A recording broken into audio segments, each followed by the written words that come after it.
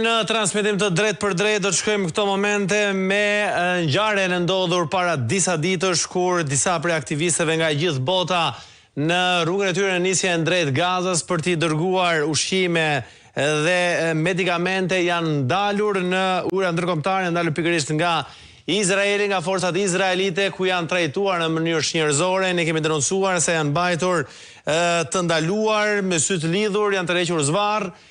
Unë kam në këto momente dhe shqiptarin, aktivistin, i cili ishte pjesë e kësaj flotilje, Baki Goxhaj, në një lidhje të drejt për drejt. Baki, të përshëndes dhe të falenderoj.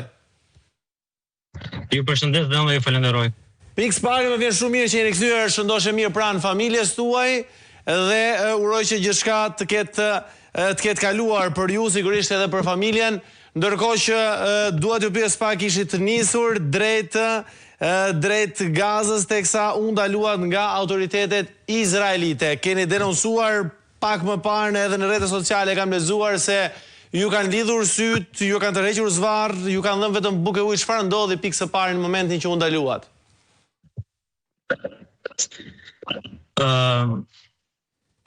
Momenti i ndalesës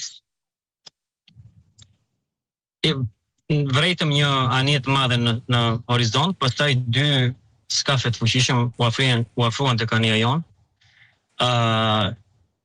Ne nuk ndaluam fillimisht, pastaj qelluan me armë për të ndaluar dhe u detyruam, nuk pati të lënduar fatmirësisht, u detyruam të ndalonim. Pra qelluan me armë drejt anijes tuaj, ku ishit ju të gjithë? Drejt vendit ku ishim ne në anije, thjesht pak më lart mbi kopat tona. Fatmirësisht nuk pati të lënduar në atë rast. Pastaj na morën, na lidhën me disa pyetje, kush nuk përgjigjej dhunohej, ky është edhe rasti im. Na lidhën, na shtrënguan duart jashtë mase. Qëllimisht, domethënë, mua më lidhën dhe syt. Dhe aty filloi kalvari i dhunës së poshtërimit, që ishte konstant. Pasandaj na çuan në një anije burg të sajuar me kontenjer, ku kemi ndonjë ditë natë për 2 ditë dhe për 2 net. Vetëm me ujë edhe me krosa buke.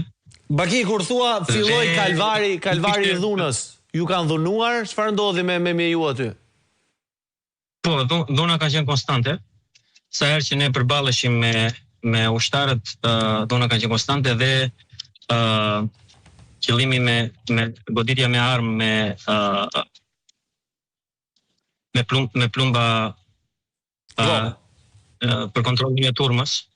Kanë ekzistuar një nga antarët e anijes time u godit në këmbë kur ishim në anije dhe u bë një plagë e madhe. U detyruan ta merrnin ta mjekonin në atë klinikën që kishin në anije. Pastaj sa herë që ne përballeshim, transportoheshim, lëviznim në prezencën e një ushtari, dhuna ishte prezente, poshtërimi ishte akoma më prezent. Ne nuk lejoheshim të rrinim drejt, ishte gjithmonë koka poshtë. Në momentin që rezistoi dhunoheshe pa ndonjë me lehtësi shumë të madhe.